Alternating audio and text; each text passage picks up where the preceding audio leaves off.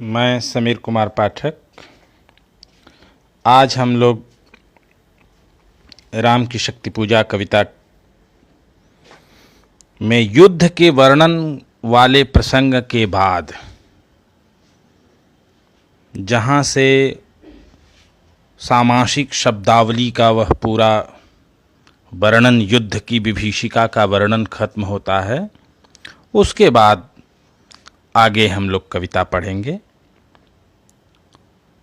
और देखेंगे कि कैसे दृश्य बदलता है और आज के युद्ध में जो पराजित राम की सेना है वह कैसे लौट रही है, और फिर कविता में क्रमशः क्या क्या होता है, यह सब हम लोग आज दूसरे भाग में उसकी चर्चा करेंगे। पहले अध्याय में पहले जहाँ से कविता पर हम लौटते हैं, उस भाषण जहाँ खत्म होता है, कथावाचक का पूरा भाषण जहाँ खत्म होता है, वहाँ तक आपको संघर्ष के जितने विरोधी तत्व हो सकते हैं उन्हें एक ही जगह कवि ने इकट्ठा कर दिया। वीरता का प्रदर्शन, पराजय, निरंतर प्रभाव और इन सब का घटाटोप वर्णन वहाँ तक ले जाने के लिए कवि करता है। दो शब्द वहाँ आए हैं, एक ही संदर्भ, एक ही बात के लिए दो तरह से कहा है। पीछे वाले प्रसंग में है जो मैंने पढ़ा दिया है, उसको बता के आगे चल रहा। एक जगह आता है कि विक्षुरित बहिन राजीव नयन हत लक्ष्यपान, आता है विक्षुरित बहिन, और एक जगह आता है उद्गिरित बहिन भीम पर्वत कपि चतुः प्रहर, जानकी भीर उर्वासा भर रावण संबर। विक्षुरित बहिन माने आंख से अग्नि की लपटें निकल रही, और उद्गिरित बहिनी माने एक ही तरह की दोनों चीजें हैं, लेकिन शब्द अलग अलग प्रयोग कर रहा है। आंख से राम की आंखों से क्रोध से अग्नि की लपटें निकल रही हैं। विक्षुरित बहिनी राजीव नयन हत लक्ष्यपान, और बाण अपने लक्ष्य से चूक जा रहा है, लक्ष्य पर नहीं जा रहा। यहाँ आ रहा है कि उद्गिरित बहिन भीम पर्वत कपि चतुः प्रहर, जानकी भीर उर्वासा भर रावण संभर। गर्जित प्रल्याब्ध क्षुब्ध केवल हनुमत प्रबोध, उद्गिरित आंखों से मानो अग्नि की उल्टी हो रही, आंखें अग्नि उगल रही, वहां आंख से लपटें निकल रही हैं, और यहाँ आंख, क्योंकि भीमाकार क्या हुआ हो,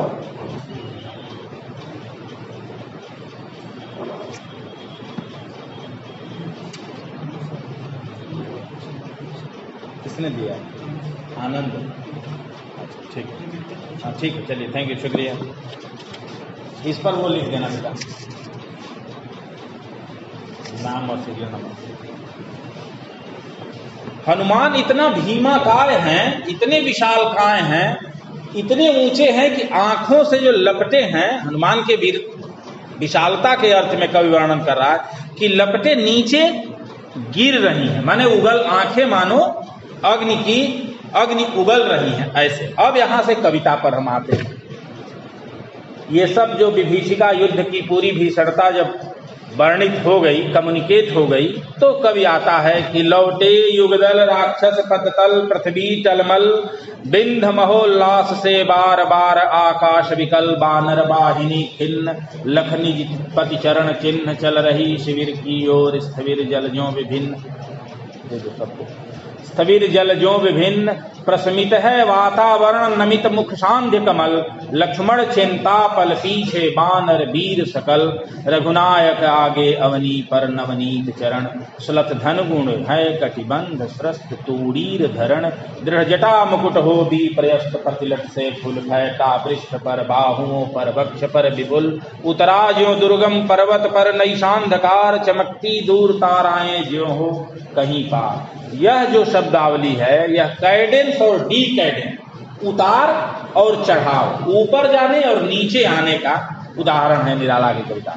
लौटे युगदल, ऊपर आया है चतुः प्रहर, 4 प्रहर बीत गया, युद्ध समाप्त हो गया, लौट रहे। यहाँ कवि दृश्य में वर्णन करता है, पूरी घटना का दृश्य बनाता है। लौटे युगदल राक्षस पदतल पृथ्वी टलमल, राक्षस आज पराजित नहीं हुए हैं, वह विजय का गर्व उनके ऊपर है। इसलिए राक्षस पदतल पृथ्वी टलमल, वैसे चल रहे हैं जैसे मानो पृथ्वी टलमल कांप रही, पृथ्वी मानो कांप रही है उनके चलने से।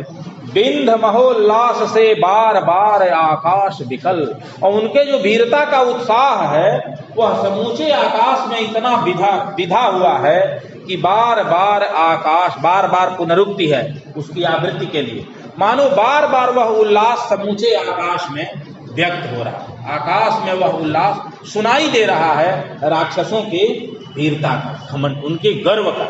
आज वह पराजित नहीं हुए हैं, पराजित राम की सेना हुई है, दबी हुई है। तो एक उनका वर्णन करता है।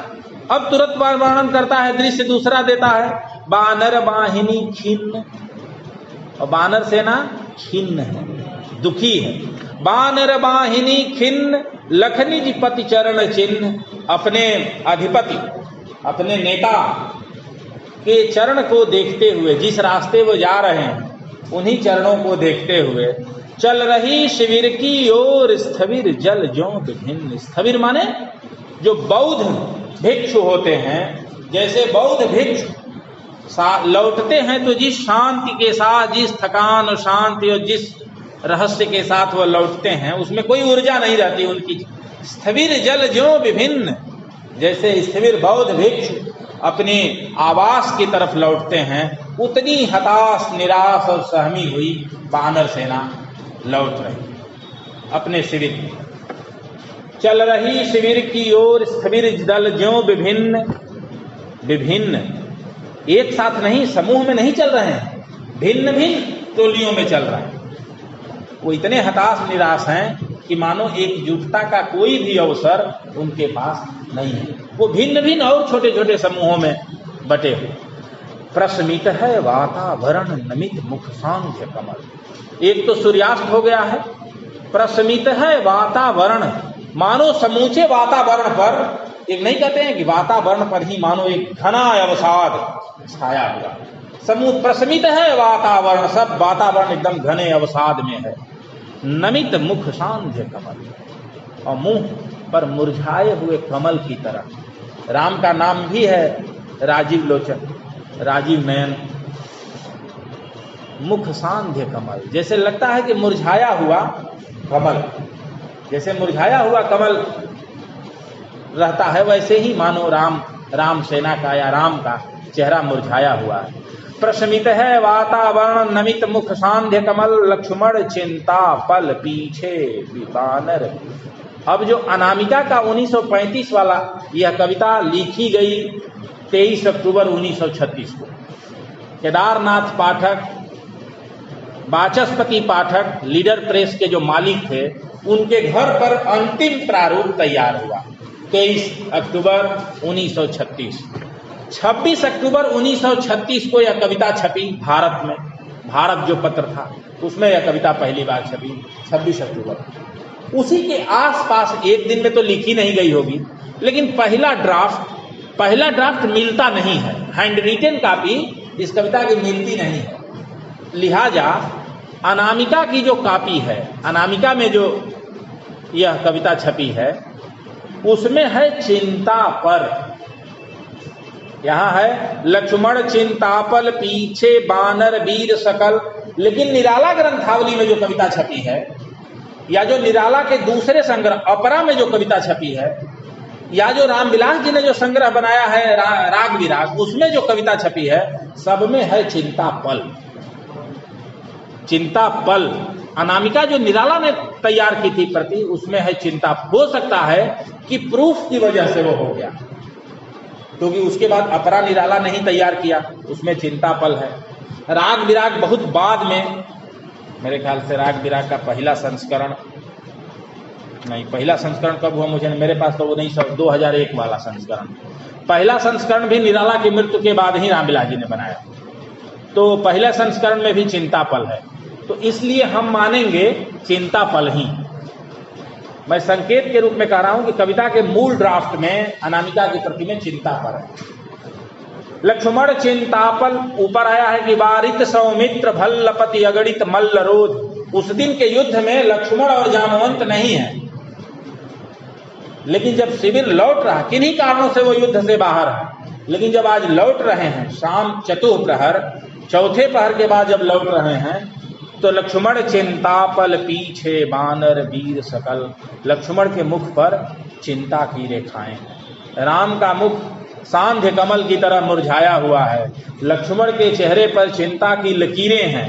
पीछे बानर वीर सकल, और उनके पीछे पीछे कहना होगा कि ये विशेषण खाली लक्ष्मण के लिए नहीं है। चिंतापल यह पूरी बानर सेना के लिए, सबके ऊपर चिंता की गहरी रेखाएं।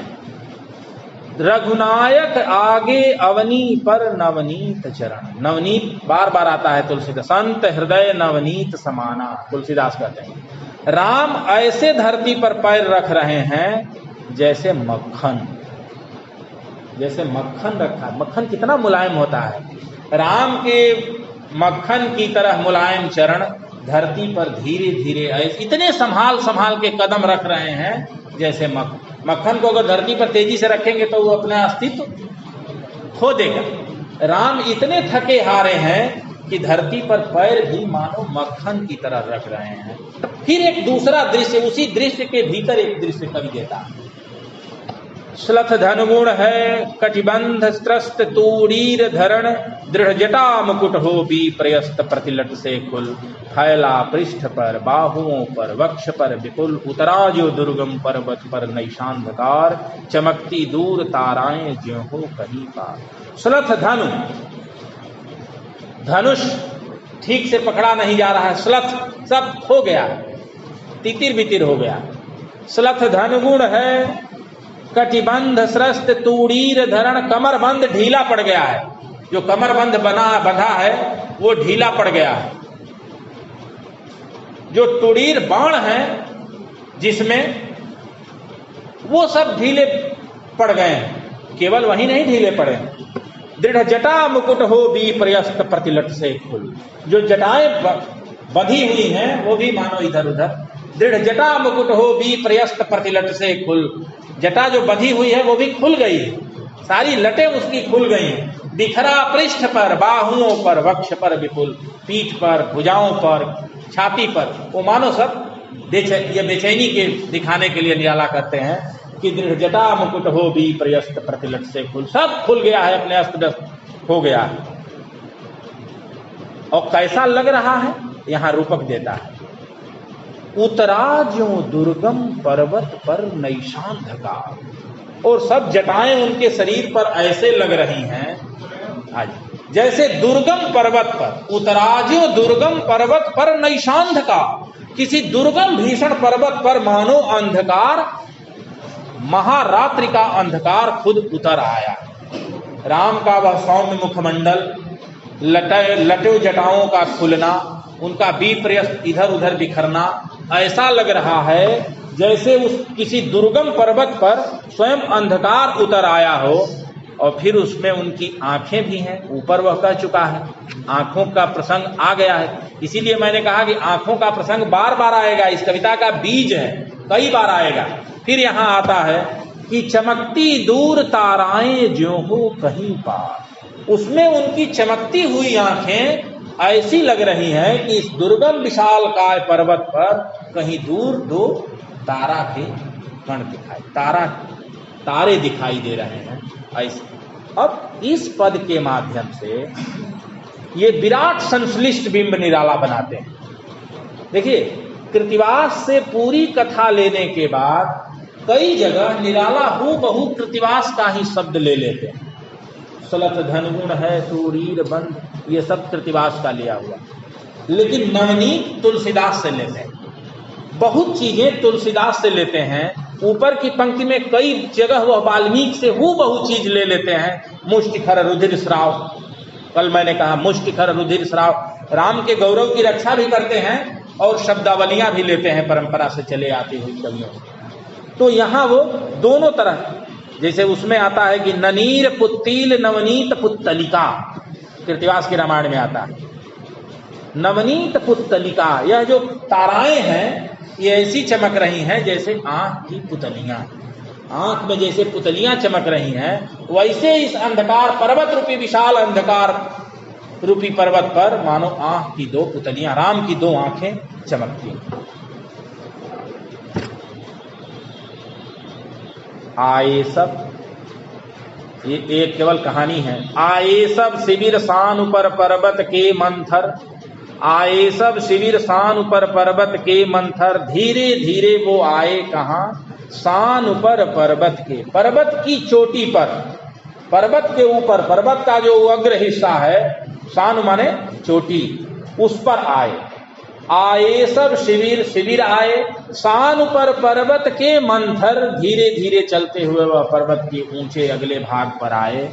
सुग्रीव विभीषण जामवंत आदिक बानर, सेनापति दल विशेष के अंगद हनुमान, नल नील गवाक्ष प्रात के रण का समाधान करने के लिए फेर बानर दल आश्रय स्थल। आए सब शिविर, तुलसीदास लिखते हैं इस प्रसंग में कि प्रभु घर धर शीस कपीस उछंगा, बाम दाहिनी दिश चाप निसंगा, प्रभु पीछे लक्ष्मण वीरासन, राम बैठे हैं उसके पीछे वीरासन में लक्ष्मण बैठे हैं।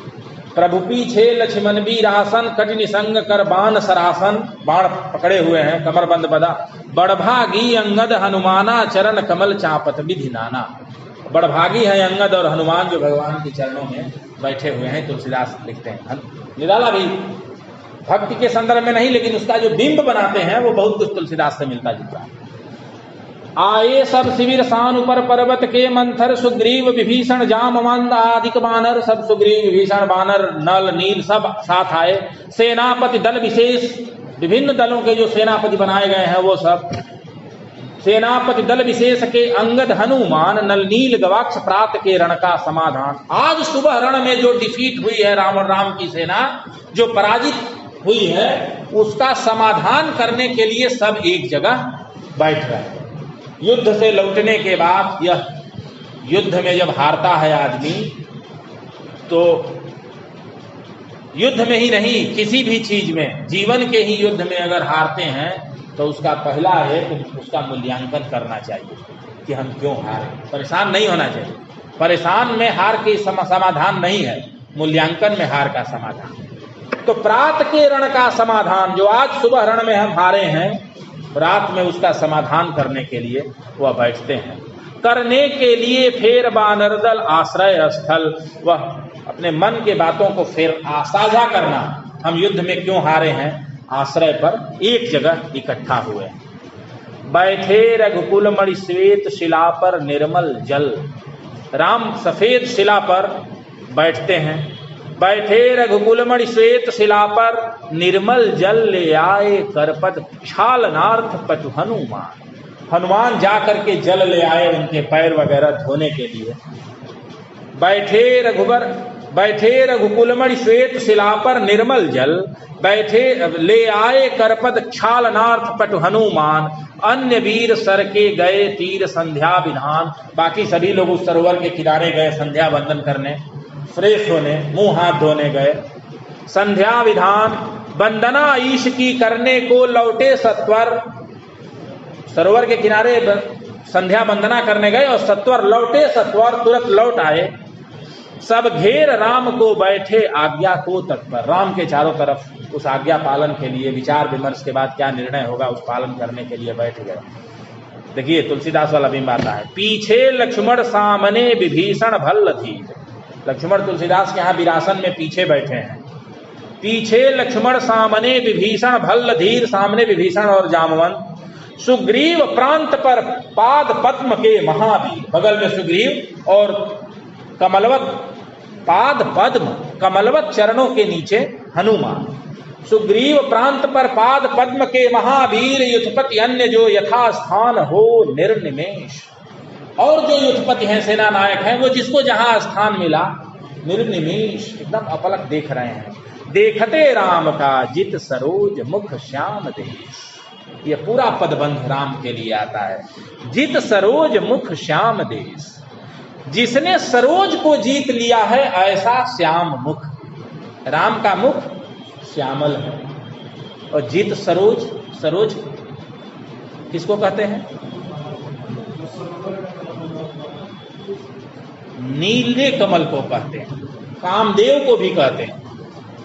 जित सरोज निज श्याम देश। राम का जो श्याम मुखमंडल है वह ऐसा होड़ ले रहा है मानो नील कमल के सौंदर्य को पछाड़ दे। नील कमल भी आएगा बाद में कविता के प्रसंग में। पूरे विशेषण राम के लिए है। बहुब्रीही को तत्पुरुष समास बना दिया है कवि। यह बहुब्रीही समास है। जिसने सरोज को जीत लिया, समूचे काम को जिसने जीत लिया उसको तत्पुरुष बनाता है।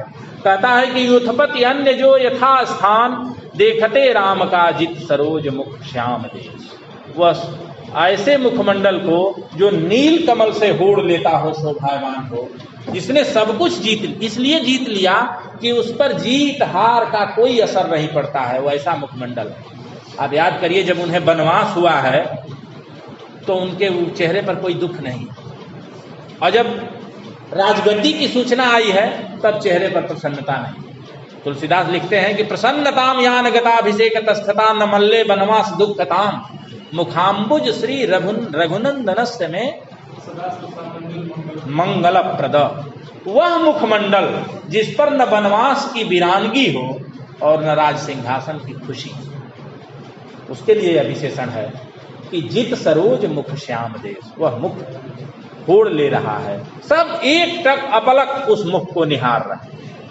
अब यहां से कविता में एक हॉरर बिंब आता है, भयानक डरावना बिंब। क्यों? क्योंकि देखिए, लाख कोशिश पूरी कविता में राम करते हैं, जब तक वह शक्ति की पूजा में बैठते नहीं हैं तब तक राम बहुत कोशिश करते हैं कि युद्ध की भयावहता को अपनी चेतना से निकाल दें, निकाल नहीं पाते। यह केवल राम का ही मामला नहीं है। हम भी अपने जीवन के जिस युद्ध में हम लड़ते हैं, जो हमारा अपना कुरुक्षेत्र है, उसमें जब हम डिफीट होते हैं तो उस पराजय को हम जल्दी निकाल नहीं पाते। वह पराजय लंबे, इसलिए जीवन में दुख के अवसाद के जो बड़े क्षण होते हैं वो जीवन में काफी दिनों बाद भुलाए होते हैं, बहुत दिन लग जाता है उसको पार करने। तो इसलिए कभी एक हॉरर बिंब ले आता है, ऐसा बिंब जिसमें आप देखते हैं कि खुद ही राम के भीतर इतना दहशत डर व्याप्त है, उनके शरीर से, उनके एक्शन से, उनके जो संचारी भाव हैं वही बता रहे हैं। एक और दृश्य आता है कविता में। ये शैली विज्ञान की भी दृष्टि से यह पद बहुत महत्वपूर्ण है। निराला जैसे, अच्छा हाँ, आप ही इस कविता में ये जैसे पूछा जाता है कि इस कविता का छंद क्या है। कोई अगर पूछे, अब इस कविता के लिए कहा गया है कि किसी ने कहा है, किसी आलोचक ने, कि इसमें शक्ति छंद है। तो शक्ति छंद नाम का तो छंद कोई होता नहीं है, हम लोगों ने तो पढ़ा नहीं है।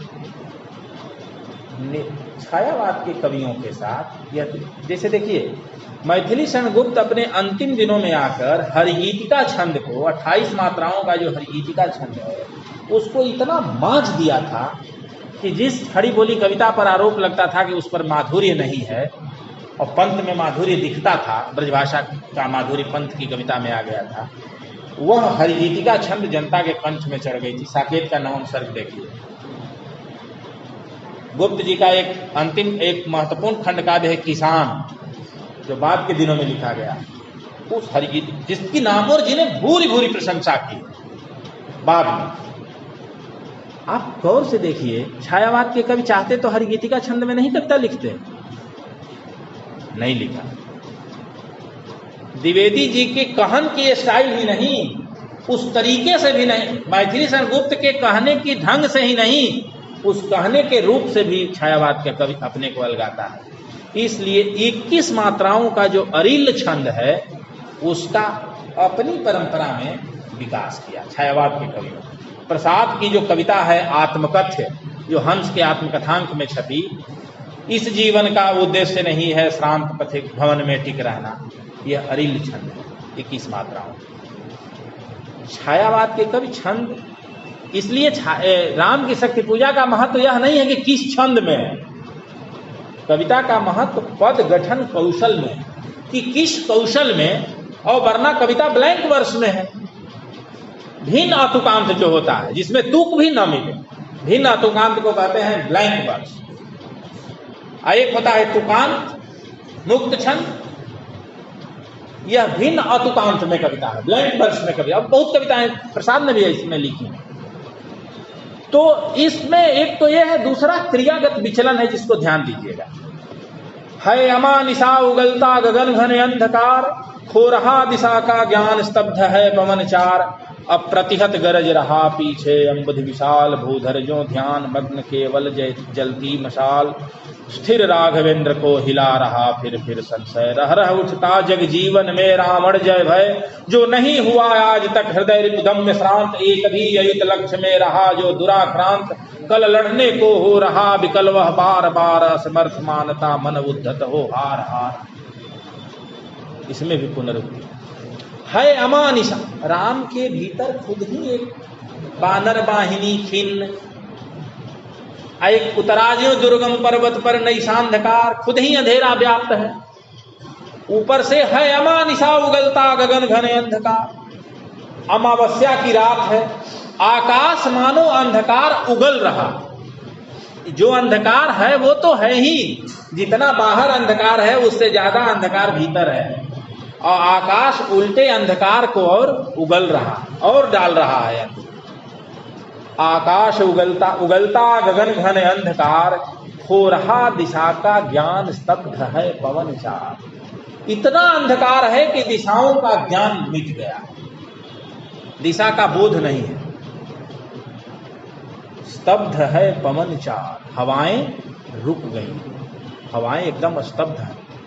जैसे महाभारत के युद्ध में जब कुरुक्षेत्र में सेना जा रही है तो हवाएं रुक गई हैं, वो देख रही हैं उन महापुरुषों के युद्ध की पताकाएं कि फिर यह दृश्य, हवा तो हम कल भी चल लेंगे, पानी बहना छोड़ दिया है, कहा कि हम तो कल भी बह लेंगे, आज देख लो महाराज, ये ऐसा युद्ध है जो अब नहीं दिखेगा, ये अकेला युद्ध है जो केवल बाहर नहीं लड़ा जा रहा है।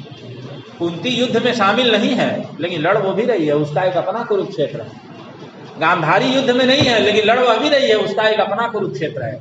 खुद धृतराष्ट्र का अपना कुरुक्षेत्र है, विदुर का अपना कुरुक्षेत्र है, भीष्म खड़े भर हैं कुरुक्षेत्र के मैदान में, कैसे कहूं कि क्या उनका अपना कुरुक्षेत्र नहीं है? एक उनका अपना कुरुक्षेत्र भी है। तो ऐसे में हवाएं एकदम रुक गई हैं कि कल बह लेंगे, आज ये देखिए स्तब्ध है पवन चार, हवाओं ने अपना, देखिए प्रकृति जब अपना धर्म भूल जाए, हवा का मूल धर्म क्या है? बहना। पानी का मूल धर्म है बहना, वो अपना धर्म भूल गई। स्तब्ध है पवन चार, अप्रतिहत गरज रहा पीछे अम्बुध विशाल, और पीछे अप्रतिहत बिना रुके, बिना हत हुए, बिना पराजित हुए, बिना सहमे, बिना डरे, अप्रतिहत गरज रहा पीछे अम्बुध विशाल, पीछे समुद्र गर्जना कर। एक तो खुद ही डरा हुआ, दूसरे ये सारे बिंब जो हैं वो राम के डर को और क्या करेंगे? मानो उतरा अप्रतिहत गरज रहा पीछे अम्बुध विशाल, भूधरजो ध्यान मग्न केवल जलती मशाल।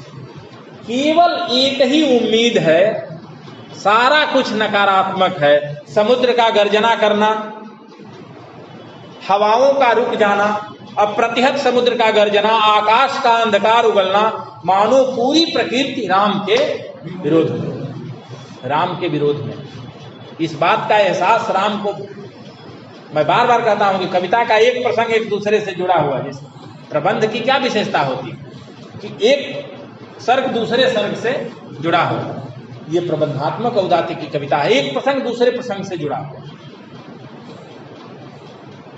पूरी प्रकृति मानो राम के विरोध में खड़ी है, केवल जलती मशाल।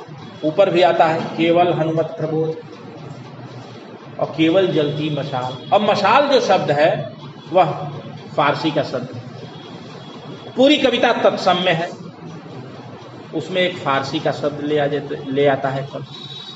क्यों?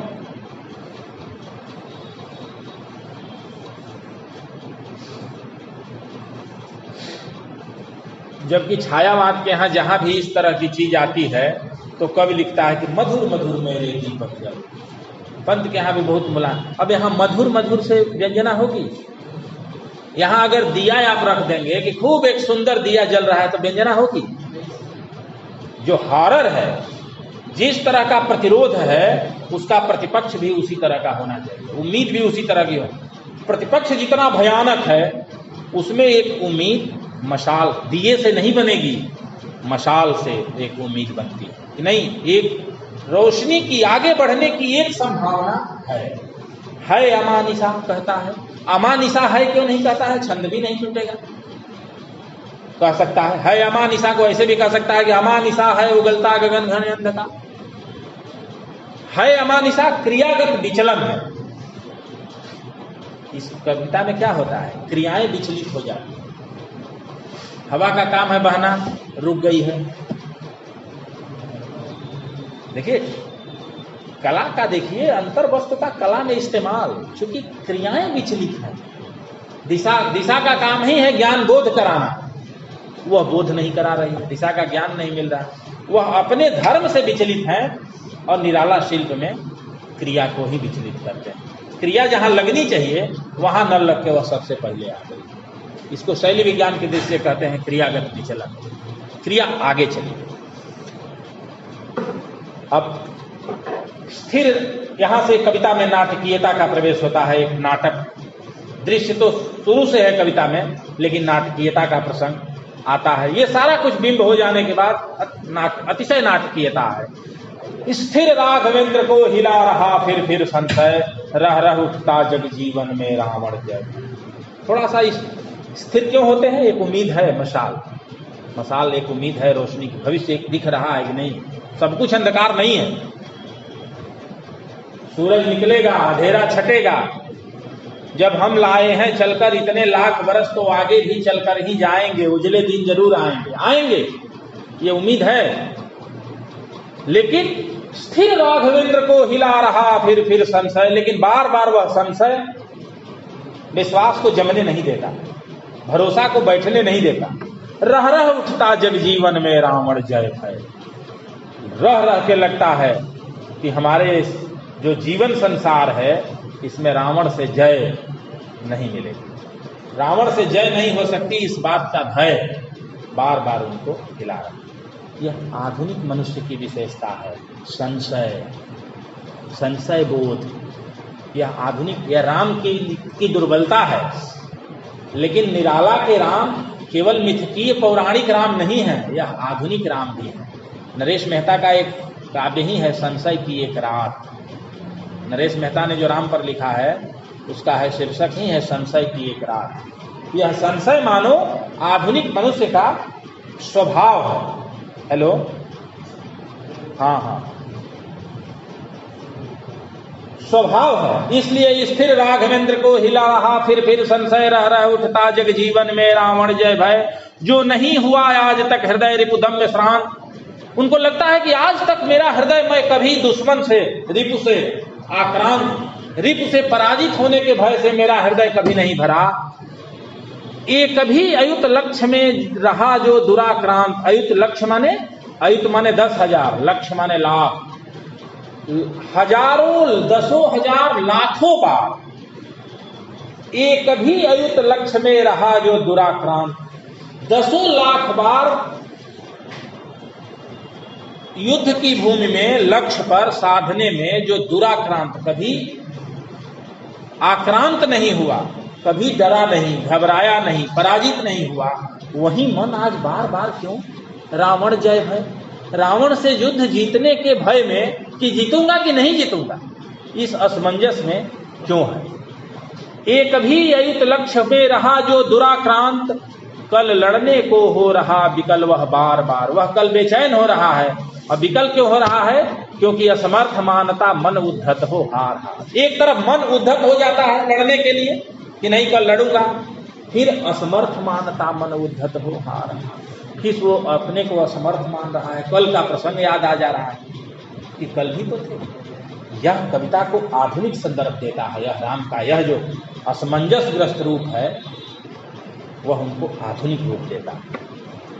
अब इसलिए मैं कह रहा हूं कि अतिशय नाटकीयता है कि सोचिए कैसा प्रसंग है कि कल लड़ना है, मन लड़ने को नहीं कर रहा है, ऐसे समय राम को क्या भाव आना चाहिए? ऐसे समय यह भाव आना चाहिए कि नहीं, हम शिव को प्रार्थना करेंगे, ये करेंगे, मैं इतना वीर हूं। ऐसे क्षण राम को क्या याद आता है? ऐसे क्षण अंधकार घन में जैसे विद्युत, जैसे घने अंधकार में बिजली की कोई रोशनी चिंगारी दिखती है, वैसे ही जागी पृथ्वी तनया कुमारिका छवि अच्युत, देखते हुए निष्पलक याद आया उपवन। सहसा उनको दिखाई पड़ता है पृथ्वी तनया कुमारिका छवि अच्युत, अच्युत माने राम। उन राम को सहसा अचानक उस सीता की कुंवारी छवि ध्यान आती है जनक के उपवन। अब देखिए यह कैसा प्रसंग है। सहसा ऐसे क्षण राम के मन में, अब देखिए घनघोर श्रृंगार का प्रसंग है। खाली सीता की अगर छवि आई होती अयोध्या वाली तो भी काम चल जाता, लेकिन ना, वह कुंवारी छवि याद आई है जब पहली बार राम ने सीता को देखा था। निराला श्रृंगार के भी, उपलब्धि के भी कवि हैं और श्रृंगार के भी, निराला शक्ति के भी कवि हैं और श्रृंगार, निराला त्याग के भी कवि हैं और भोग के। केले छायावाद में निराला इसके विरल उदाहरण। सहसा जागी पृथ्वी तनया कुमारिका छवि अच्युत, देखते हुए निष्पलक याद आया उपवन। नौ पलक उनकी नहीं गिर रही है, राम अपलक निहार, निष्पलक याद आया उपवन। वह जनक का उपवन याद आया, पुष्प वाटिका आया उपवन विदेह का। क्या आया? प्रथम स्नेह का लतांतराल मिलन, नयनों का नयनों से गोपन प्रिय संभाषण, पलकों का नव पलकों पर प्रथमोत्थान पतन, कांपते हुए किसले झरते पराग समुदाय। सहसा अब राम के भीतर जो भाव आता है, प्रथम स्नेह का लतांतराल मिलन, उन लताओं की ओट में जब दोनों एक दूसरे को देख रहे हैं, सहसा वह प्रसंग याद आया। लताएं ढकी हुई हैं एक दूसरे को, उसमें से जो बिंब, जो हल्की छवि बन रही है, उस समय जो राम के मन में सीता के प्रति भाव आए होंगे, सीता के मन में जो राम के भाव आए होंगे, वह भाव, वो जाहिर सी बात है कि प्रेम का बहुत ही कोमल, मुलायम और निजी क्षण है दोनों के लिए, वह भाव याद आता है। प्रथम स्नेह का लतांतराल मिलन, पलकों नयनों का नयनों से गोपन प्रिय संभाषण। मानो आंखों ही आंखों से जब उसने बात किया होगा, जब दोनों ने आंखों से ही। अब यह प्रसंग तुलसीदास नहीं लिख सकते, तुलसीदास लिख ही नहीं सकते, क्योंकि वो चाहते ही नहीं कि राम आंखों से आंखें बात करें। तुलसीदास लिखेंगे तो राम की आंखें झुकी होंगी और सीता की भी आंखें झुकी होंगी। एक गहरी किस्म की मर्यादा, दाम्पत्य मर्यादा तुलसीदास के यहाँ। निराला नहीं चाहते, निराला चाहते तो निराला इस प्रसंग को एवाइड कर सकते। क्यों निराला नहीं चाहते? कि जैसे अच्युत राम के मन में सीता की वह कुमारिका छवि बसी हुई है, ध्यान से देखिए, पूरे जीवन निराला में भी एक मनोहरा देवी बसी हुई है, और वो ऐसी बसी हुई हैं कि अपनी बेटी में भी वो मनोहरा देवी देखते हैं। अब इसको फूहड़ इस्तेमाल कोई करे तो कहे कि बेटी में पत्नी देख रहे हैं, अब मूर्ख है। क्योंकि कवि कहता है कि आकाश बदलकर बनी नहीं, मानो आकाश का यह विराट रूप ही धरती बन गया। सरोज जो है वह सरोज मनोहरा देवी के ही विराट प्रतिबिंब का संक्षिप्त रूप है। वह पत्नी का स्मरण आधुनिक कविता, मध्यकाल की कविता से इसलिए अलग है कि पत्नी का स्मरण केवल आपके भीतर श्रृंगार और वासना और मोह यही नहीं भरता है। स्त्री का, अगर स्त्री आई होती, माया महा ठगनी हम जानी, नारी द्वार नरक का, जातन की झाई पड़े अंधे होत भुजंग, उसको देख लेने से सांप अंधा हो जाएगा, यह भक्तिकाल कहता है। भक्तिकाल जिसका इतना उदात्त स्वर है, वह स्त्री के प्रति उसका यह दृष्टिकोण है। अगर निराला भी वही कहेंगे तो फिर निराला नहीं होते। स्त्री का स्मरण भी दुर्दिन में भी, विकट दुर्धर्ष समय में भी पुरुष के भीतर ऊर्जा का संचार कर सकता है, या आधुनिकता कहती है।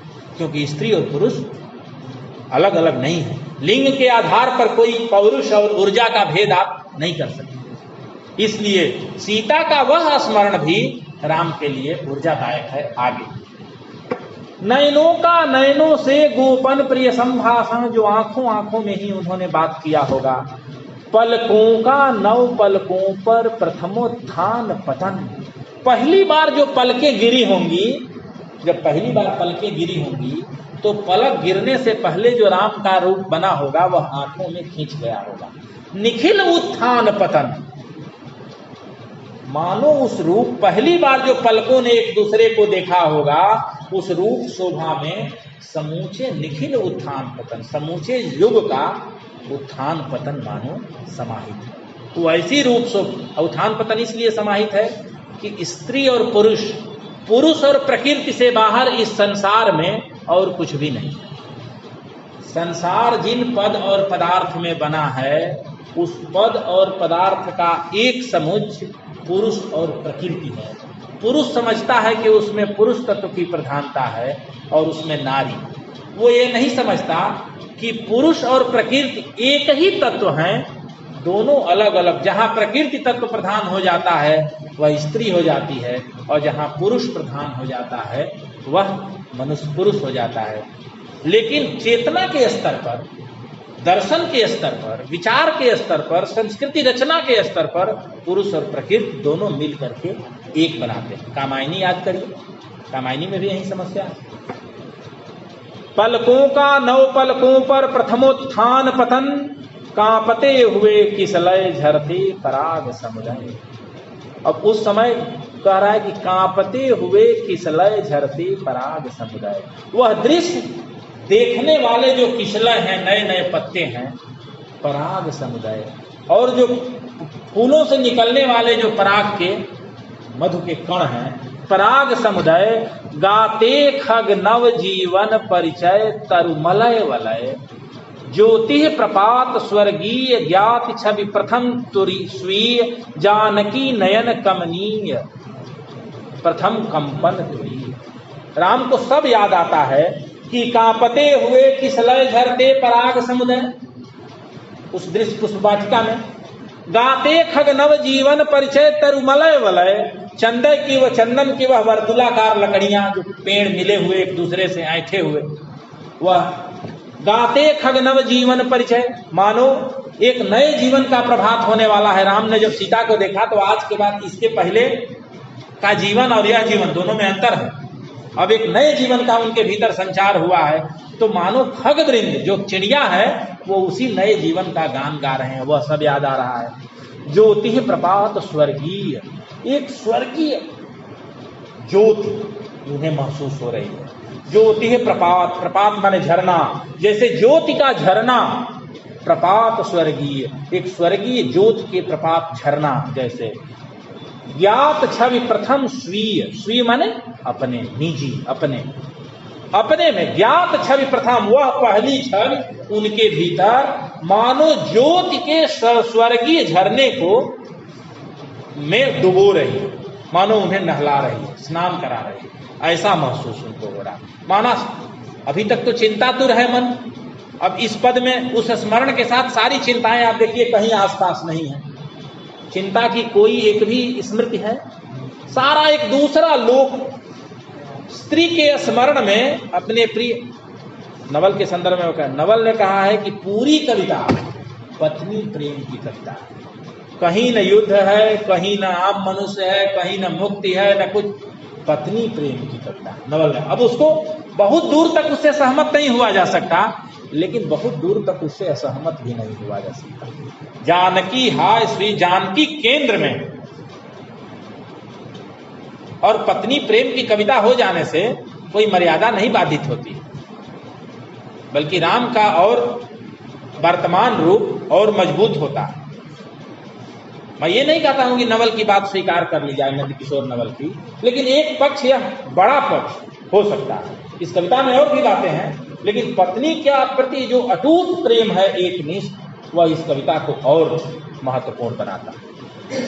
जानकी नयन कमनीय प्रथम कंपन तुरीय, जो उस एकांत में जो पुरुष रूप में उन्हें बोध हुआ था, उस स्त्री कुमारी कन्या को देखने के बाद जो पूरे शरीर में सिहरन हुई थी, उसको याद करके सिहरा तन क्षण भर भूला मन लहरा समस्त। जैसे सब कुछ मानो पुराना क्लेश मानो सब मिट गया। इसके पहले का जितना दर्द है वह सब मानो एक पंक्ति में निराला खत्म कर देना चाहते हैं।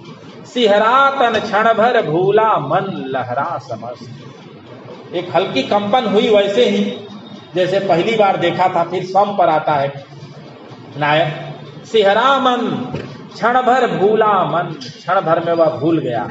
भूला मन, मन भूल गया। लहरा समस्त, एक पूरी ऊर्जा, लहर की ऊर्जा आई।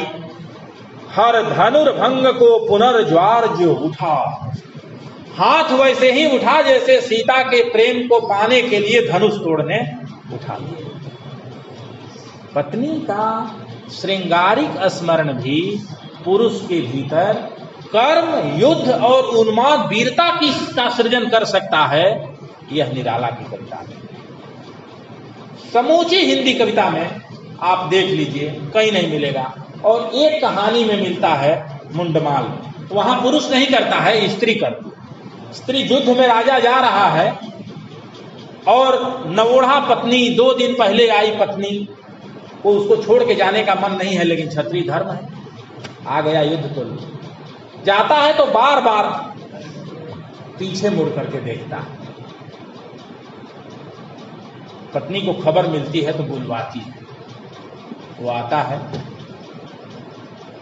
और उसको तिलक विलक तो वो कर दी है। जब आती है तो छतरानी है, तलवार निकालती है और अपना गला काट के और अपने बाल की चोटियों की माला उसको पहना देती है। कहानी का शीर्षक है मुंडमाल। जाओ देखते रहना। जिसको बार बार देख रहे थे अब तुम्हारे साथ ही है। कहानी यहीं खत्म हो जाती है। मुंडमाल स्वाधीनता आंदोलन के दौर की अद्भुत कहानी। स्कंदगुप्त नाटक जिन लोगों ने पढ़ा है, स्कंदगुप्त पढ़े हैं? स्कंदगुप्त नाटक में एक पर्णदत्त है, भीख मांगता है। पर्णदत्त घूम घूम के गली गली मांगता है।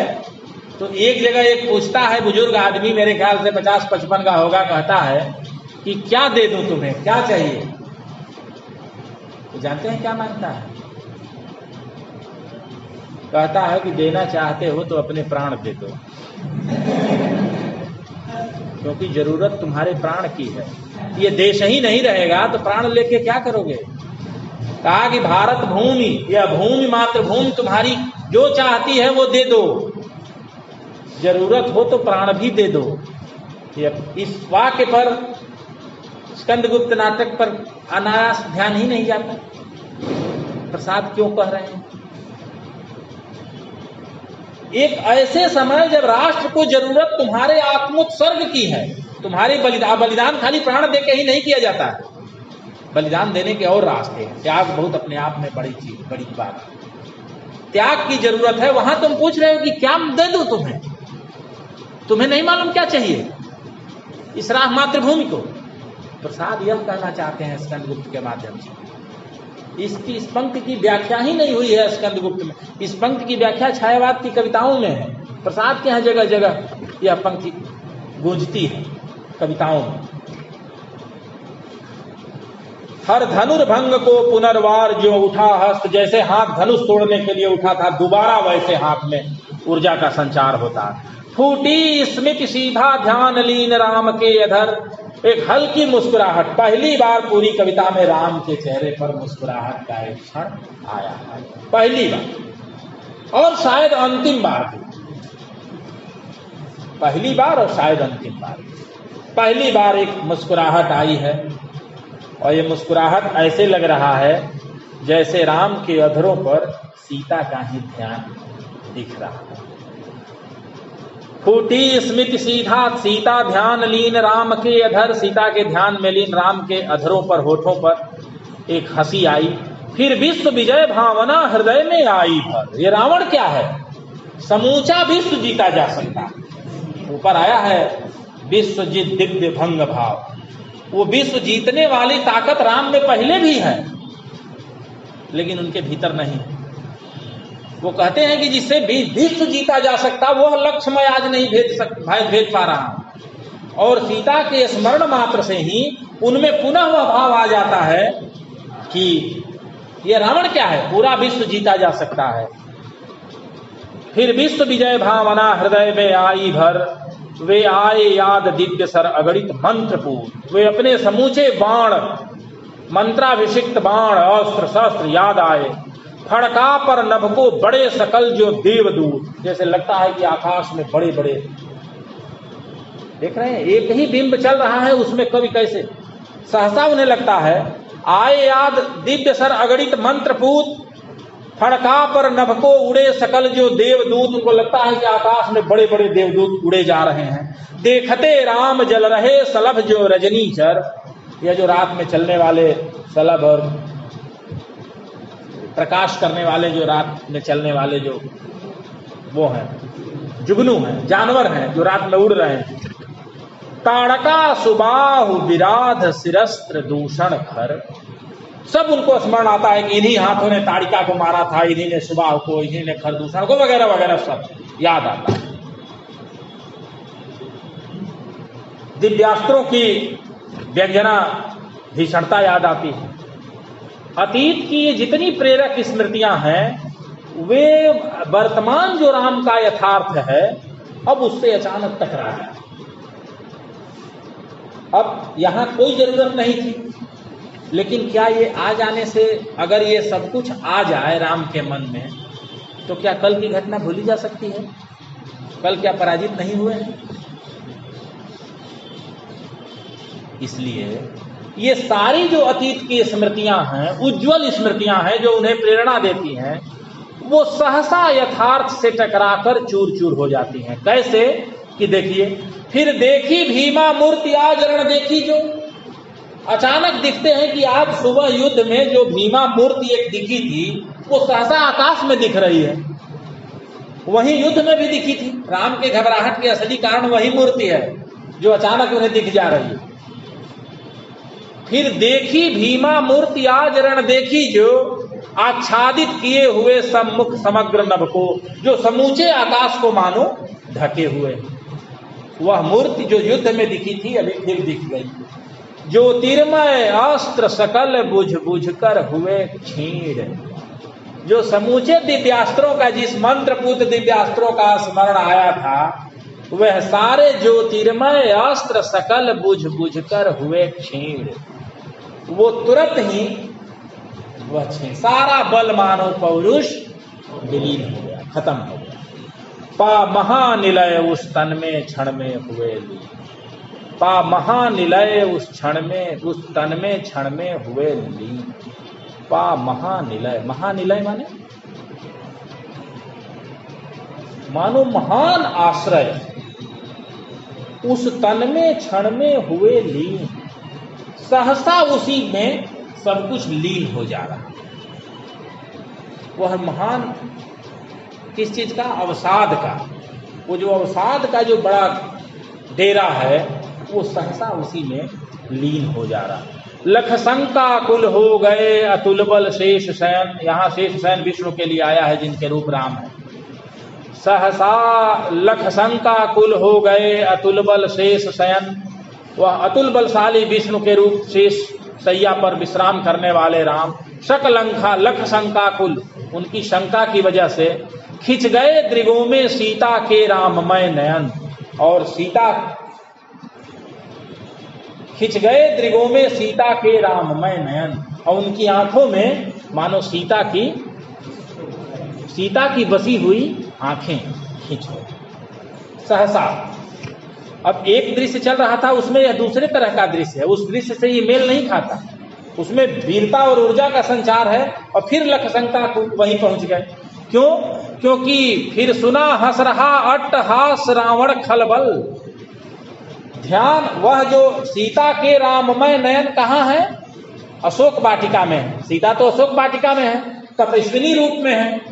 तो राम को सहसा दिखलाई पड़ता है कि सीता जो तपस्विनी रूप में वहां है, उनकी आंखों में राम बसे हुए हैं, और उसी के ठीक सामने हंस रहा अट्टहास रावण खल खल, उसी के सामने रावण मानो अट्टहास कर रहा है। भावित नयनों से सजल गिरे दो व्यंग्य से विद्रूप रावण सीता के सामने अट्टहास कर रहा है कि तुम्हारे पति की विजय नहीं होगी, विजय मेरी होगी। मानो चिढ़ा रहा है रावण का अट्टहास। यह अट्टहास ही राम की व्याकुलता का कारण है। वह अट्टहास जो सीता के राममय नयन, जिन सीता में राम बसे हुए हैं, उन सीता को डराती हुई रावण की ये जो खलखल अट्टहास है, यह मानो राम को व्याकुल किए जा रहा है, उनकी व्याकुलता बढ़ा रहा है। उसी में सहसा अगले दृश्य के लिए कवि एक क्लू देता है, एक पॉइंट। भावित नयनों से सजल गिरे दो मुक्ता पर। यह भावना बसी हुई है, उसी इस प्रेम स्निग्ध भावना में सहसा उनकी आंखों से दो बूंद आंसू गिर जाते। यह घटना कोई नहीं देखता सिवाय एक आदमी। हनुमान केवल देखते हैं वह आंसू को गिरते हुए। वह बंद कर